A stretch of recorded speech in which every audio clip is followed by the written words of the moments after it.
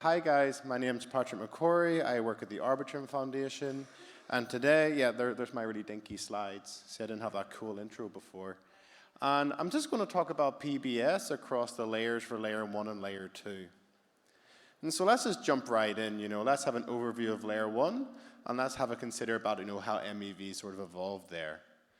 So at a basic level for a blockchain system, you have Alice, and Alice wants to transact. And she needs to get her transaction and communicate it to the block proposers. But the question is, how does she get her transactions across? And historically speaking, you would send this to a gossip protocol or a peer-to-peer network.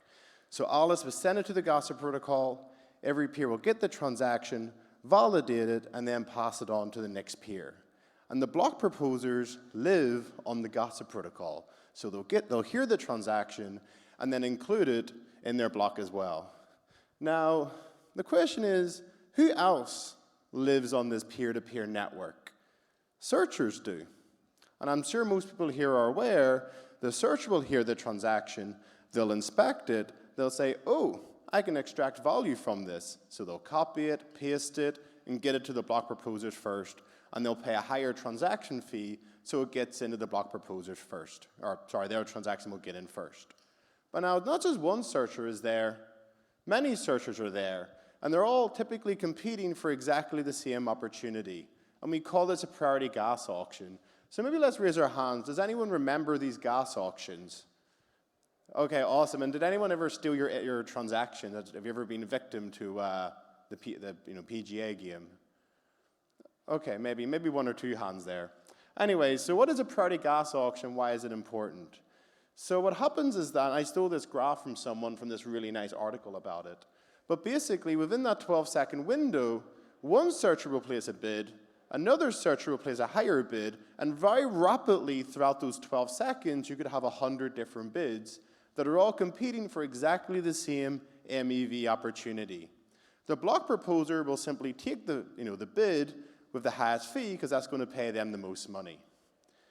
And so there's two problems that happened here with these priority gas auctions. And this is sort of like 2019, 2020.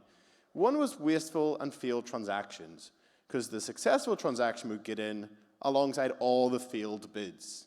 So this is a waste of block space. And two, it's sort of unrestricted MEV as well. You're sort of taking the user, throwing them to the wolves, and their transaction may or may not be executed at the very end. And so when flashbots emerged, they sort of resolved this problem. So has anyone ever used a direct transaction before with flashbots? A few people here. Awesome. Cool. So the way they solved the problem was very simple. They set up a direct communication channel between the user and the block proposers. Okay, and so you just basically bypass the peer-to-peer network, you bypass the dark forest, so they cannot eavesdrop on your transaction. But what can we extract from this scenario? So first, we have to consider the transaction ordering policy. So in a layer 1 blockchain, we typically use the highest fee first. Whoever pays the most money is going to get ordered first. The second is the communication protocol. Can a searcher eavesdrop and learn about the user's transaction and then extract value from that? And finally, we have to consider is the user experience.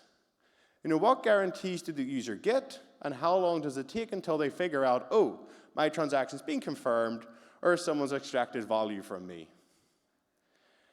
And so what do you do about this in the layer 1 world? What do? Do you defend against MEV, or do you try to embrace it and just take it's going to happen anyway, let's embrace it and use it to protect the protocol? So in the layer 1 world, we've sort of gone down the path of embracing MEV and PBS games. And why is that? And that's because to this day, I am not aware of a protocol that can defend against MEV when we take into account 500,000 validators, at the protocol level. We just don't have a protocol that can defend against MEV in any meaningful manner at the layer 1 base layer. Because after all, one of the overarching goals of a system like Ethereum is to maximize who can be a validator. Maximize that set and make the operators of the system as decentralized as possible. And one of the other problems is that, one of the reasons why you would embrace MEV is because one of the assumptions at a layer 1 blockchain is that all validators roughly get the same reward. If I get the same reward as the other validator, then we'll both earn rewards at the same amount, and we'll be equal partners, or equal competition. If one validator can take the MEV for themselves, and it's not shared amongst the validators, then they'll grow bigger than everyone else, because they'll earn more rewards than everyone else as well. And that's a terrible outcome. If we're not careful of how MEV is embraced, we'll break the property of fair reward for the validators, and one validator will grow and basically defeat everyone else. And so that's why Flashbots and PBS sort of solves that problem. When you think about what Flashbots have done, is that they've taken this on-chain auction protocol and took it off-chain. And what they enabled was to allow block proposers to outsource the work of MEV, and then a marketplace of searchers can all compete to extract the MEV and, of course, share some of the rewards with the proposers, and then they get some of the reward as well. And this is also acknowledging that someone in their bedroom can probably do MEV better than someone who's running like a validator farm for Ethereum. Outsource it to the best people who can do the work and share the rewards between both parties. And that's why it's really cool. You can share the reward, and you also reduce this on-chain spam. Now, what about a roll-up? Just to highlight, that's why we have PBS for the layer 1, to protect the decentralization of the validators. But what about a roll-up? Is the environment any different? And it's exceedingly different. A roll-up already assumes that we have Ethereum. We already assume that we have this decentralized platform with hundreds of thousands of validators. We don't need to replicate this at the layer 2. We don't need 500,000 validators. We just need a handful, maybe 1, 2, 3, 4, 5 sequencers. And that's it. And as we'll see, the sequencers there to offer the user experience and the fast path. They don't actually impact the safety of the system. But that's cool. If you only have a small sequencer set, that's a much more tangible problem to deal with in terms of MEV.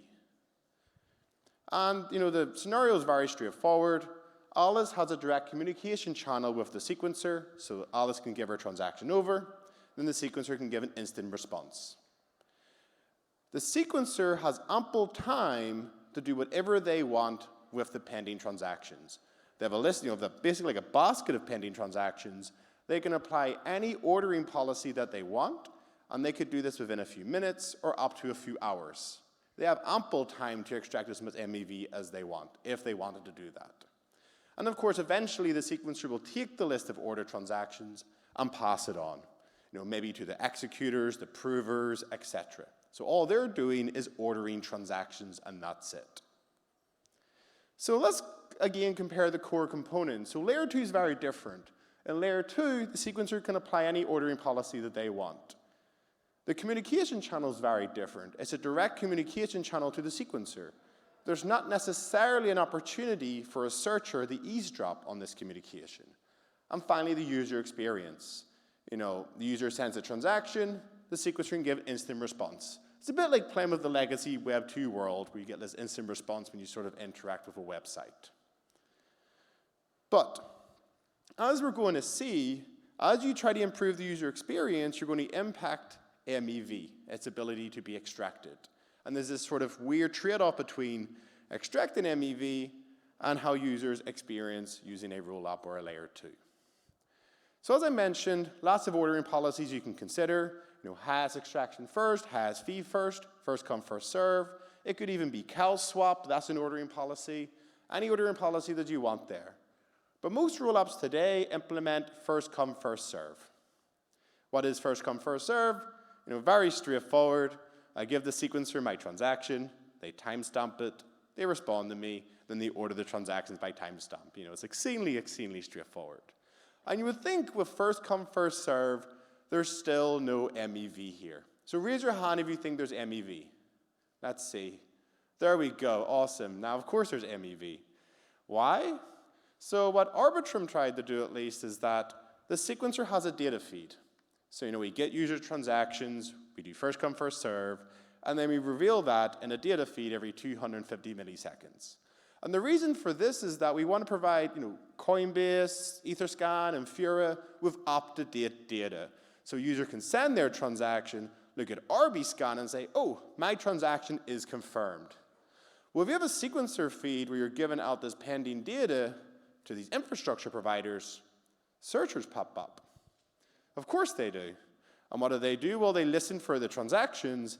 If they find a back-running opportunity, bam, they send it out immediately. Oops, look at that. There's a searcher right now. Sorry. Always listening, aren't they? But this is it. Like, you have this rise of this latency game because in Arbitrum, you didn't just get one searcher. You got 150K WebSocket connections to this data feed. And so one is a latency game because they're all competing with each other. And two, it's a bit like a denial of service attack on the sequencer because you have to maintain 150K WebSocket connections, which is not an ideal scenario. So the Off-Chain Labs guys came up with a really elegant solution, in my opinion, but there was some outcry. You're already laughing about it, aren't you? They basically wanted to implement Hashcash, which is basically you create like 20 priority lanes, you do some proof of work, you have the lowest proof of work, you gain access to the priority lane for 24 hours. So reintroducing proof of work in order to solve this problem. But as you can imagine, there was a lot of outcry. People don't want to use proof of work to solve this problem. Whereas, of course, for me, it's an elegant short-term solution, but it doesn't really solve the problem long-term. But this is really frustrating, right? We have this trusted sequencer, this ideal scenario where we can fully trust them not to extract MEV, and the MEV bots are still there. I mean, look at this guy. He just doesn't go away, does he? That's Phil Diane, by the way, from Flashbots. Don't know if you know who he is. Drew your little evil eyebrows on him. But he's always there. He doesn't leave us alone. Well, what a guy. The dark forest is always lurking. So then the question is, what's more fair? Are these latency games fair? Clearly not. It's a denial of service attack on the sequencer, and, they're just fighting amongst each other. So then it brings you back to the question, well, what about auctions? That's how it was solved in the layer 1. We create this auction and let them bid for the opportunity. And that's sort of the idea behind the time boost proposal by Ed Felton from Off-Chain Labs. And I'll give you a high-level overview of basically, it's very straightforward as you're going to see. Maybe they have an academic paper that's slightly more complicated, but the idea is simple. Alice gives her transaction to the sequencer. The sequencer still has this data feed where they reveal the transactions, but now the sequencers compete in these little bundle auctions, very rapid auctions, and then, of course, the winning bundle gets sent to the sequencer. Then the sequencer then decides, okay, here's the transaction batch. But the point here is that this bundle auction is configurable. It could be really rapid. It could last 500 milliseconds. It could last 3 seconds. And what you're really doing is purchasing the right to go back in time. So within this auction window, you're saying, I want to go back 250 milliseconds in the past.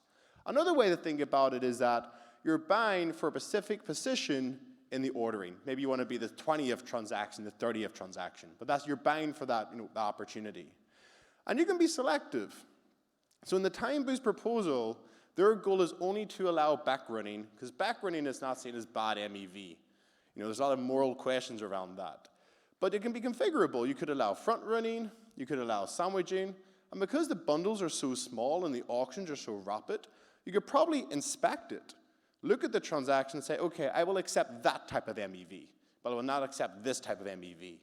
And so my last slide is basically some interesting questions around that. Should the sequencer be allowed to inspect an MEV bundle and then decide not to include it? This could impact the credible neutrality of a rollup, because now they're sort of being subjective over the transactions they include. But if it's better for the user, then maybe they should do that. The auction time window is set to only enable backrunning, but should we allow front running and sandwiching as well? And maybe the last one, because these are rapid auctions, so the whole point here is to enable a marketplace of searchers who can all compete to find these opportunities. But if it only lasts 500 milliseconds and there's only 5 transactions, then there's probably only one MEV opportunity. So maybe you want to set the time window so there's 50 transactions or 100 transactions. And so then you can get more interest in MEV marketplaces out of that, because they're all competing for different opportunities. But for me, the time boost paper sort of inspired this talk. I thought it was really interesting, and I've been just thinking a lot about it, so it's not really my work at all. It's just whatever I've gathered from reading. So I hope you enjoyed the talk anyway. GM. Cool. Thank you, Patrick.